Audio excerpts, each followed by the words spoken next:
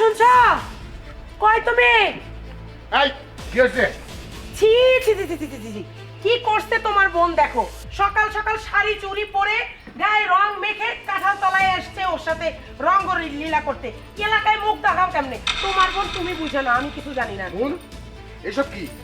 আরে এই তুই তুলা যাস কারা? কই? তুই হ্যাঁ? এখানে দাঁড়া। সি সি সি সি সি তুই না আমার বোন, হ্যাঁ? তুই তো আমার মান সম্মান সব নষ্ট করে ফেলাইলি। সমাজে আমার একটা সম্মান আছে, পরে দিয়া কিন্তু আমি এইসব কখনোই বিস্ময় নিব না।